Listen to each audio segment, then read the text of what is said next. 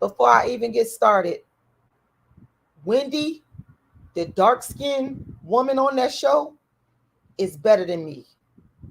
Because I'm telling you right now, if somebody just throw a drink in my face, I'm telling you right now, it's going to be all about self-defense from that point on.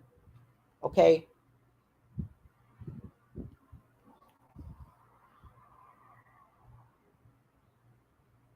When you throw a drink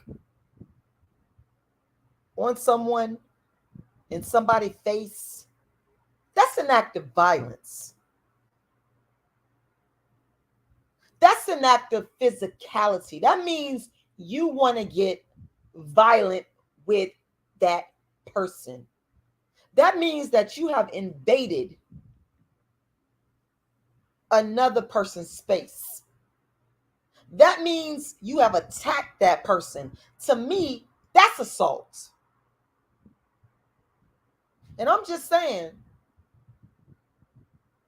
that this woman, I just watched this clip of this woman, Maya, however you pronounce her name, throw a drink on this dark-skinned woman, Wendy's face, unprovoked.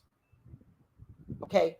And yes, it was unprovoked, because I don't care what someone says out of their mouth. If that person is not putting their hands on you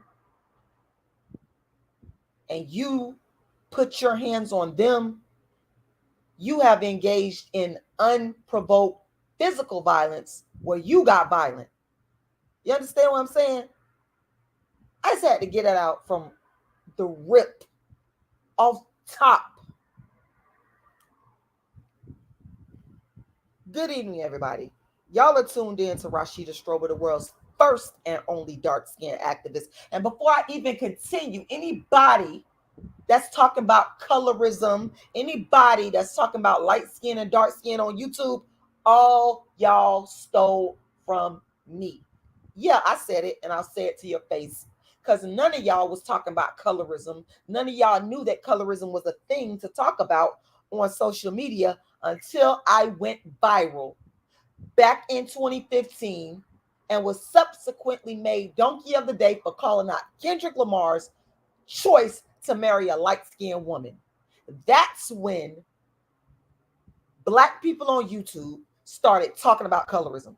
And then from there, the conversation spread. And that's how we get this colorism interpretation that's now being espoused in regards to reality TV shows and different areas of Black life. In terms of social media, it started with Rashida Strober, the woman that you're listening to right now, the world's first and only dark-skinned activist. And anybody that don't understand the history of it, that's no excuse. And yes, I am at odds with YouTubers that talk about colorism, that try to just act like they just popped up with, oh, I'm going to talk about colorism in a reality show off the top of my head. You motherfuckers didn't start this. I gave all y'all the ideas, and all y'all owe a debt to me. And I'm going to get this out before I even move on. We're going to get this straight. We're going to get this straight before I even move on. Because this is my motherfucking lane that I created way before social media was invented, way before YouTube was invented, way before Instagram was invented, way before reality TV was invented. All you YouTube content creators and the real ones know I speak nothing but the motherfucking truth. All you motherfuckers is copying me. darkskinactivist.com. Once again, darkskinactivist.com, aka colorismactivist.com, aka the charcoalbrand.com. And there's a bitch, I call it bitch Crispy, that's been on YouTube stealing from me since 2015. And bitch, I'm coming for your ass legally in court, bitch. You're gonna be held accountable. Moving right along. So someone brought this to my attention today. I'm not going to say the person's name. I'm not going to mention your name.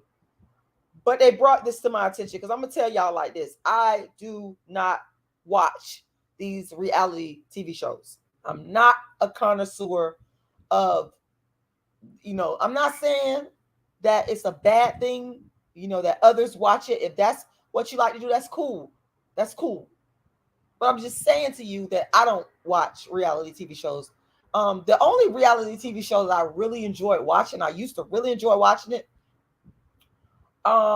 is I like Love and Marriage Huntsville because it was showcasing Black couples engaged in real estate investments, and they were intelligent, and I liked the way they was coming across. And it's now turned into something that it didn't really start out with, but still I do like the concept of Love and Marriage Huntsville. And I also love, my favorite reality show is Ready to Love, and it's only because Ready to Love falls in sync with the goals and objectives of dark skin activism, which is the first colorism movement that I created in 1998 before and one of you bitches on YouTube started talking about colorism.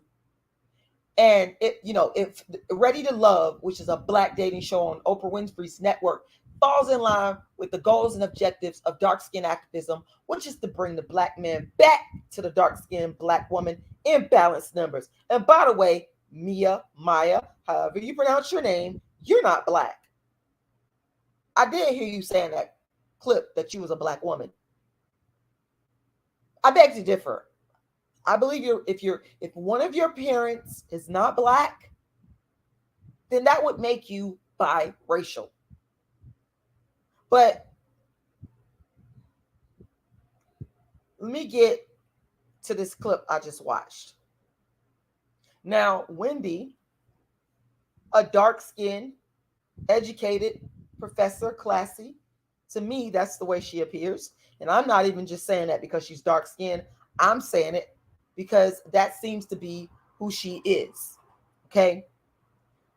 I just watched this light-skinned woman. And, here's the thing. Light-skinned women, a lot of them get away with bad fucking behavior on these reality TV shows. They get away with bad behavior.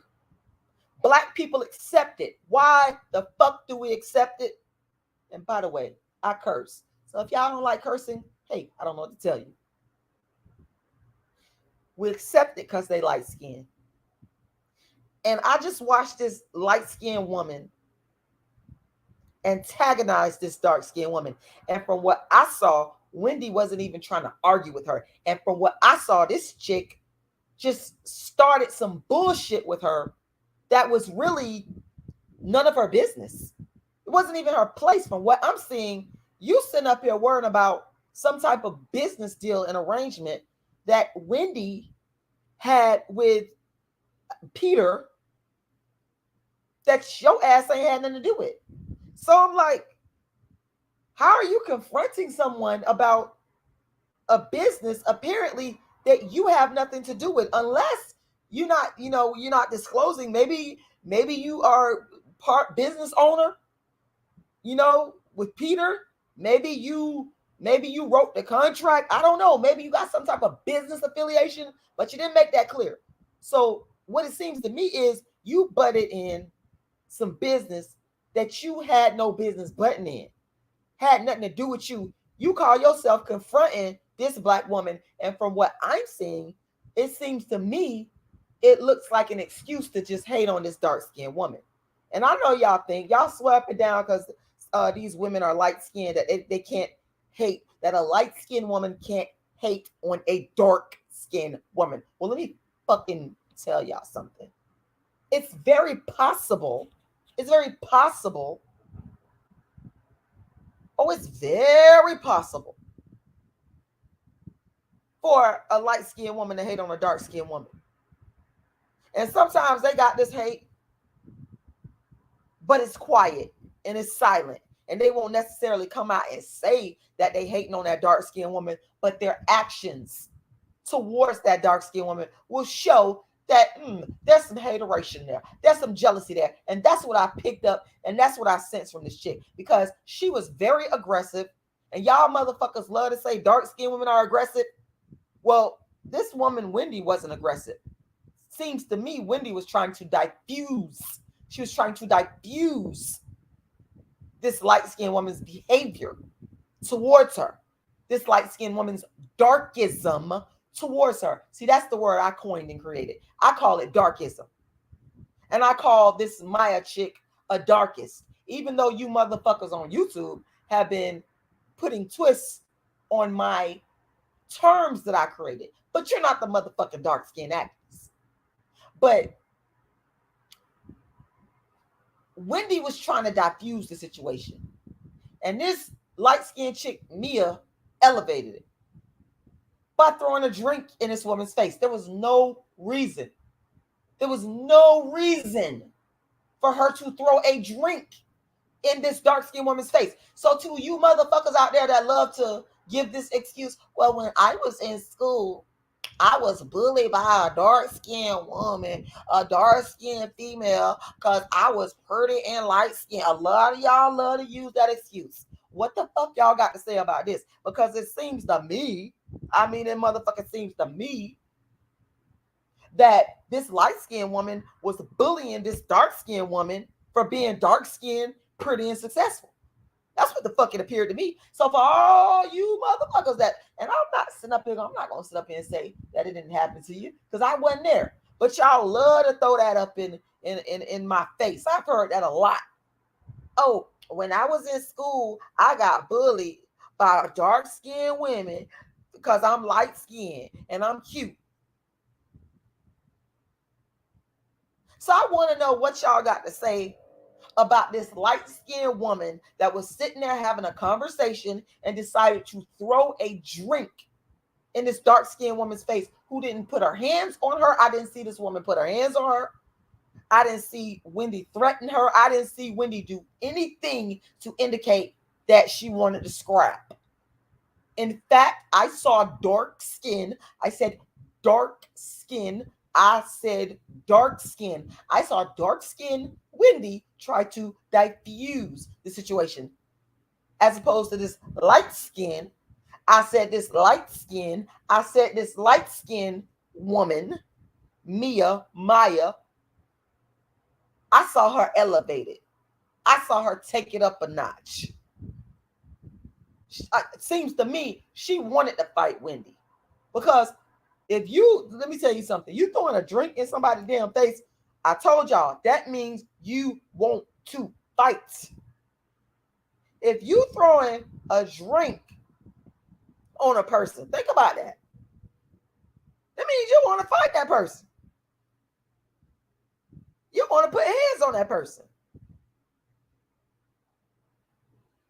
So for all you motherfuckers out there that want to sit here and act like light-skinned women, and I'm not saying all of them as a generality, but y'all want to sit here and act like light-skinned women are not violent, that everybody picking on them because they light-skinned and pretty and cute with good hair, baby hair, and all the dark-skinned women are beating up on him. Then go watch this damn clip and explain yourself, because that's not what the fuck happened here. This woman that you see in the thumbnail, she sat there and escalated it. She wanted to fight. She started the shit. She put hands on this woman unprovoked. Unprovoked. But y'all love to sit here and act like non-dark-skinned women cannot be violent. Y'all love to sit here and put the blame of violence, and the negative stereotypes on dark-skinned women. Y'all love to say that dark-skinned women are aggressive. Y'all love to defeminize dark-skinned women. Y'all love to masculinize dark-skinned women. But I saw an aggressive light-skinned woman that initiated violence onto a dark-skinned woman. And then I saw that light-skinned Giselle lady. She said something to the effect of, "That's a good point." After this Maya chick was interfering in some business of Wendy that had nothing to do with her. Maya said something to the effect of, Well, why haven't you contacted him? And I'm paraphrasing. Why didn't you contact Peter back? This was a good opportunity for mentorship. Well, who the hell are you to tell her what the fuck she did? I'm like, this chick here, if this ain't aggressive, escalating violent behavior, I don't know what the fuck is. But y'all give light-skinned women a pass when they behave like this. Y'all give light-skinned women a pass. And I need y'all to explain that. Explain this woman's violent behavior, unprovoked violent behavior towards this dark-skinned woman. The only way I could explain it is she's jealous of this woman. Because even in the way Wendy was talking to her, Wendy's voice was low and calm until this crazy ass woman threw the damn drink in her face. Then obviously somebody throwing drink again. That's violence. You got to defend yourself. But before that, Wendy's sitting up there talking to her calm, and this light-skinned Mia was the aggressor. I need y'all to motherfucking explain this to me. I need y'all to explain this to me. Explain this act of darkism to me. Don't make excuses. Don't make excuses. Just admit that y'all give a pass. Hey, Marcus, just admit that y'all give a pass to light-skinned women that behave violently. In the Black community, that's what we do. Just admit it.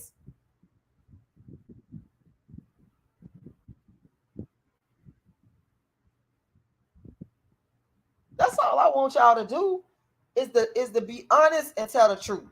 Can we do that as Black people? For once in our life, can we do that? Can we be honest, tell the truth, and say, you know what? Yeah, light-skinned women can be violent too. And again, don't come on here lying on me, because I am not generalizing. I am not generalizing. But y'all need to stop espousing this notion that light-skinned women cannot be jealous of dark-skinned women and act on that jealousy in a violent, negative fashion. That is all I'm saying. So to the person that requested my thoughts and my commentary on this particular subject, I pray that you tune in, because this is what I think, this is what I feel after I watched it, and I think it was horrible. I think Black people, we got so much work to do. We got so much work to do, and I did not see the light-skinned women at that table defending dark-skinned Wendy. They just kind of sat there to me. But y'all gonna get them a pass. Y'all give them a pass. And I don't think that's right.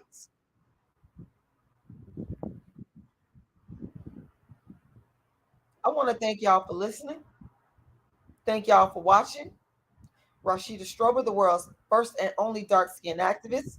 If you'd like to make a donation to assist me in all the different things that I'm doing, you can go to my Cash App at $Rashida Rashida Lala. Once again, that's Rashida Lala. You can also go to my PayPal, which is icecreamladydream@yahoo.com, icecreamladydream@yahoo.com. You can also go to my website. The website is darkskinactivist.com, darkskinactivist.com. You can also reach the same exact website from colorismactivist.com. Once again, colorismactivist.com or thecharcoalbrand.com. Thank y'all for listening, and y'all have a wonderful evening.